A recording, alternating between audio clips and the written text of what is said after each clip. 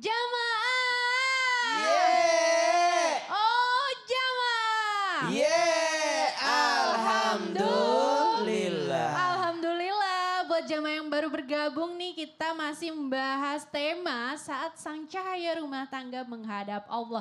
Boleh tepuk tangannya dong jamaah yang di studio, Masya Allah. Nah ini aku mau bertanya sama Ustadz Syam sekarang. Siap Betari. Ustadz Yeah. izin nih, ada keluarga yang tiap malam tuh mendoakan agar istrinya atau mungkin ibunya disembuhkan. Tapi ternyata Allah justru malah menjemputnya. Ini bagaimana nih supaya kita memahami agar doa yang tidak terkabul ini tuh tidak berubah menjadi kekecewaan. Soalnya banyak yang hilang akal Ustadz. Ujung-ujungnya jadi menyalahkan Allah. Nah itu gimana tuh? Silahkan Ustadz. Terima kasih Betari Tabe Guru Kusat Maulana Habib Utsman, para alim ulama, para jamaah yang dimuliakan Allah Subhanahu wa taala. Tidak ada doa yang sia-sia. Tidak ada doa yang sia-sia. Kenapa? Satu, wa qala rabbukum ud'uni astajib lakum.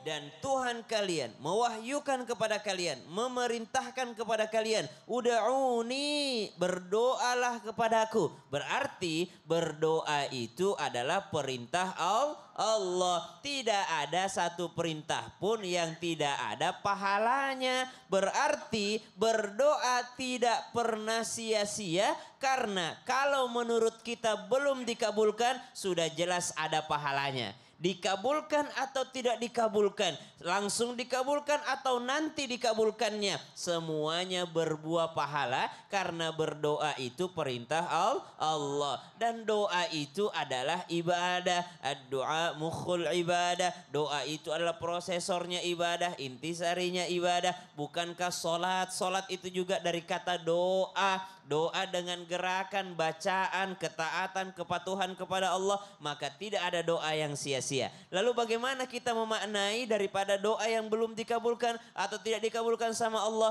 Maka ketahuilah, ada mungkin di sini yang hidupnya alhamdulillah nyaman-nyaman saja, sehat-sehat saja. Di saat orang lain sehat. Ibu sehat, Bu? Sehat. Bisa jadi itu bukan doa ibu. Bisa jadi itu doanya orang tua ibu.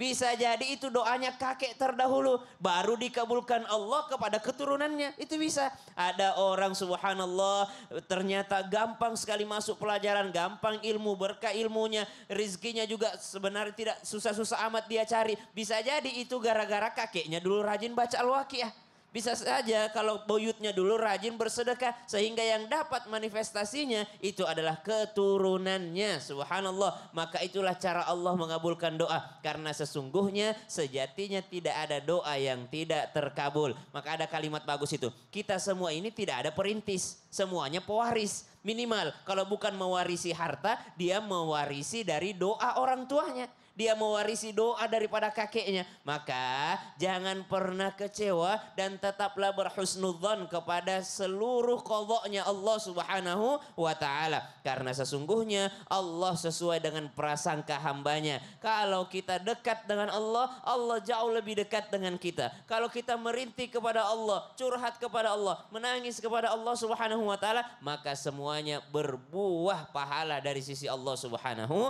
wa taala. Kemudian yang kedua, bagi yang merasa saya sudah doa kesembuhan tapi belum dikasih kesembuhan sama Allah untuk istri saya. Saya sudah doa kesembuhan belum dikasih kesembuhan kepada anak-anak saya. Jangan bersedih, jangan kecewa, jangan merasa sangat jauh dari Allah. Karena orang-orang terdekatnya Allah juga pernah diuji demikian. Siapa? Sayyiduna Muhammadin sallallahu alaihi wasallam. Apakah Nabi tidak pernah mendoakan istrinya ketika istrinya sakit? Tentu Nabi mendoakan. Apakah langsung sembuh? Bisa saja Allah tetap mencabut nyawa istrinya Nabi Shallallahu Alaihi Wasallam ketika anak-anak beliau sakit, subhanallah. Bahkan anak-anaknya yang laki-laki semuanya wafat ketika kecil, subhanallah. Apakah Nabi tidak mendoakan kesembuhan kepada anaknya? Tentu saja mendoakan. Tapi inilah takdir Allah Subhanahu wa taala. Yang jelas tidak ada doa yang sia-sia. Yang sia-sia itu kalau tidak pernah berdoa. Dan justru jadi jauh dari Allah ya. Jauh dari Allah, mau minta kemana lagi? Iya. Obat itu, dokter itu, rumah sakit itu hanyalah bagian daripada sunnah ikhtiar kita. Masya Allah. Terima kasih Ustadz penjelasannya. Sama-sama. Tepuk tangannya dong jamaah. Jadi jamaah harus tetap berhusnuzon sama Allah ya. Dan tetap bertakwa juga tentunya. Nah sekarang aku mau bertanya selanjutnya ke Habib Usman. Habib, kalau kita bicara kita ditinggalkan sama orang tercinta kita, misal suami, anak-anak ditinggalkan oleh istri tercinta, ibu tercinta, pasti yang namanya rindu itu nggak benar-benar hilang. Benar ya Ibu, Pak? Pasti itu. Nah katanya dalam Islam kita diajarkan ada janji pertemuan akhirat kembali gitu. Jadi di akhirat tuh akan dipertemukan kembali. Memang benar begitu ya Habib ya. Nah gimana nih caranya supaya kita bisa tertanam keyakinan kita untuk rindunya tuh jadi berubah menjadi harapan gitu. Untuk keluarga kita, anak-anak kita dan juga suami kita mungkin. Silahkan Habib. Ya akhir Ustadz Maulana, Ustadz Syam, Betari, Bismillahirrahmanirrahim. Allahumma salli ala Sayyidina Muhammad wa ala ali Sayyidina Muhammad. Ingat, kita sering dengar orang-orang tua kita, ayo sholat yang rajin, ibadah yang rajin, bertakwa kepada Allah Subhanahu wa taala. Nanti kalau bapak meninggal, ibu meninggal, kita kumpul bareng lagi di surga. Betul gak kayak gitu? Itu merupakan janji dari Allah Subhanahu wa taala. Jannatu adnin. Allah akan mengumpulkan kita ke dalam surganya Allah Subhanahu wa taala, di dalam surga adin. Yadkhulunaha. Kita ini bisa dimasukkan sama Allah. Wa man salaha, siapa di antara mereka min abaihim, bapak kita yang saleh, yang bertakwa kepada Allah, wa azwajihim, istri kita yang saleh, yang bertakwa kepada Allah, wa dzurriyyatihim, keturunan kita yang saleh, yang saleha, yang bertakwa kepada Allah Subhanahu wa taala. Ketika istri kita menjadi istri yang saleha, yang bertakwa kepada Allah, anak-anak kita menjadi anak yang saleh, yang bertakwa kepada Allah, abah kita, orang tua kita menjadi orang tua yang saleh, ibu kita menjadi orang tua yang saleh, yang bertakwa kepada Allah, maka dikumpulkan bareng-bareng tuh. Di dalam mana? Di dalam surga yang namanya Jannatu Aden. Jannatu Aden. Namanya surga Aden. Dikumpulin bareng-bareng sekeluarga.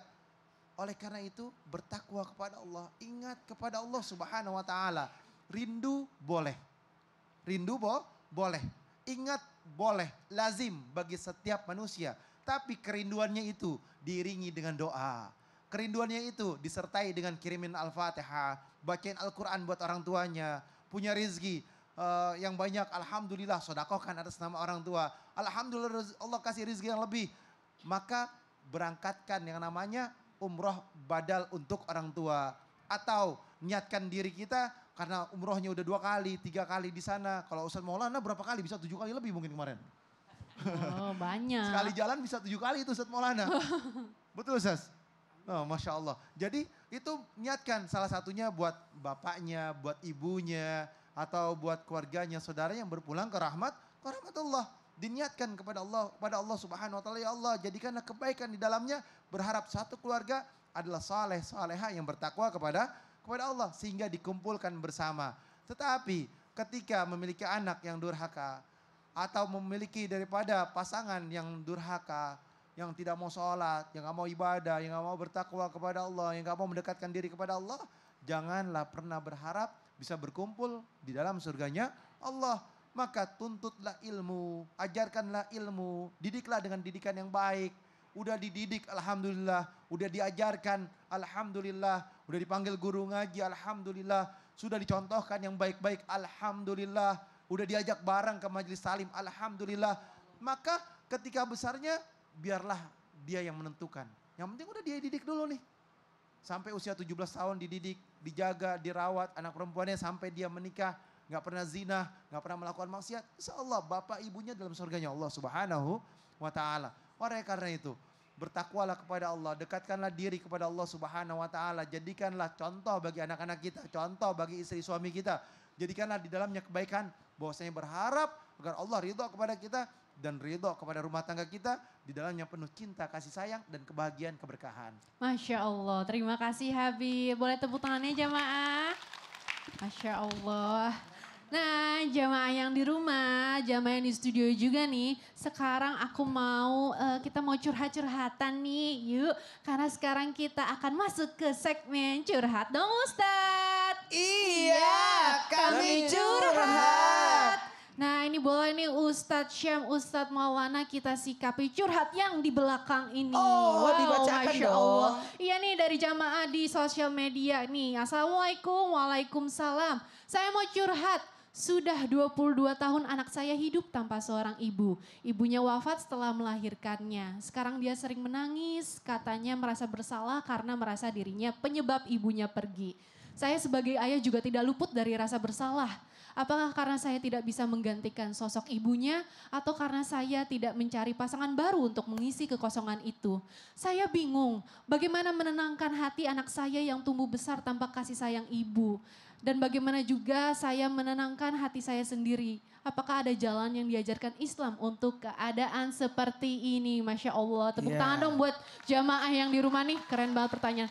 Boleh Ustaz Syam terlebih dahulu silahkan. Baik, bismillahirrahmanirrahim. Kenapa Al-Quran banyak bercerita tentang sejarah? Kenapa kita sering mendengarkan kisah-kisah sahabat, kisah-kisah para orang soleh? Karena dari kisah-kisah tersebut terdapat banyak pelajaran. Sehingga mohon izin yang curhat tadi silahkan diceritakan bagaimana Nabi SAW ketika masih usia 6 tahun beliau ditinggal wafat oleh ibundanya Siti Aminah radhiyallahu anha wardoha. Bagaimana para sahabat Nabi yang lainnya, bagaimana dengan ibunda Fatimah yang ditinggal oleh ibunda Khadijah radhiyallahu anha wardoha.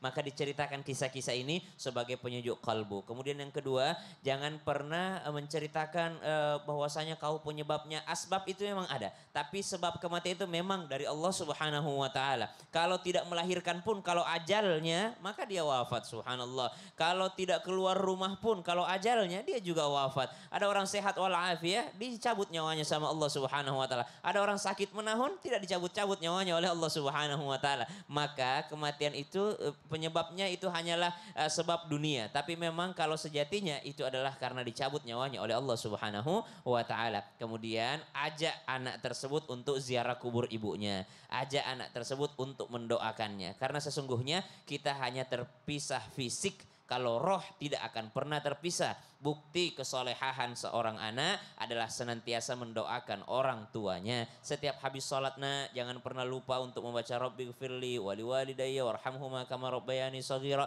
Karena itulah penyambungmu dengan ibumu yang telah tiada. Itulah penyambungmu dengan orang tuamu yang telah duluan dipanggil oleh Allah Subhanahu wa taala adalah dengan mendoakan. Kita orang beriman meyakini bahwa dunia ini bukan satu kali, tapi setelah ini masih ada pertemuan selanjutnya dan pertemuan itu akan abadi. Maka pilihlah untuk bertemu di tempat terbaik, yaitu di surganya Allah Subhanahu wa taala. Wallahu taala a'lam. Amin ya rabbal alamin. Kalau dari Ustaz Maulana bagaimana? Silahkan. Gini, buat semua anak-anak yang meninggal oleh ibunda tercinta, ketahuilah itu takdir. Dan ada namanya ilmu hikmah. Apa sih hikmahnya kenapa ibuku meninggal? Ketahuilah salah satu hikmah di balik anak yatim itu adalah anak yang tidak punya dosa sama orang tua. Kenapa Nabi meninggal ayahnya? Supaya Nabi tidak punya dosa sama bapak. Kenapa Nabi meninggal ibunya? Supaya Nabi tidak punya dosa sama ibu. Maka dalam hal ini ambil ilmu hikmah kepada ananda yang meninggal ibunya, kepada bapak yang ditinggal istrinya, lalu mau mengenalkan kepada anak, tanamkan. Kalau saya itu berkata sama anak, engkau itu bebas karena tidak ada ibu yang menghalangimu. Aku bilang gitu, biasanya ibu yang menghalangi anaknya masuk pesantren, anaknya mau sekolah jauh. Sekarang kan kamu bebas, silakan pilih sekolah yang mana kau tunjuk, pesantren yang mana kau tunjuk, abah masukin. Karena yang biasa yang menghalangi adalah ibu kan, bentuk kasih sayangnya. Dan ingat, peran ibu itu, ibunya tidak ada, tapi peran sebagai ibu itu tetap ada. Nabi meninggal ibunya, tapi ada peran istri dari Abu Thalib. Jadi semua ada peran. Peran pemberi kasih sayang. Siapa pemberi kasih sayang? Ada namanya, kalau ayah kan penanggung jawab. Penanggung jawabnya hilang, makanya disebut yatim. Nah, karena penanggung jawabnya hilang, maka ada penggantinya. Abdul Muthalib dan sebagainya. Jadi pembelajaran besar buat kita, tetap berbaik sangka akan takdir. Tidak boleh berburuk sangka akan takdir. Masya Allah, terima kasih banyak Abah. Tepuk tangan dong jamaah. Alhamdulillah tidak terasa sudah ya, selesai sudah perjumpaan kita pagi hari ini. Insya Allah besok subuh kita akan bertemu lagi di Islam Itu Indah. Terima kasih banyak buat jamaah dari Riau, boleh tepuk tangannya? Masya Allah, terima kasih juga guru-guru kita yang luar biasa atas ilmunya hari ini. Burung kenari, burung pipit. Cakep. Saya Betari mau izin pamit. Wassalamualaikum warahmatullahi wabarakatuh. Waalaikumsalam warahmatullahi wabarakatuh. Allah ya Nabi salam alaika ya Rasul salam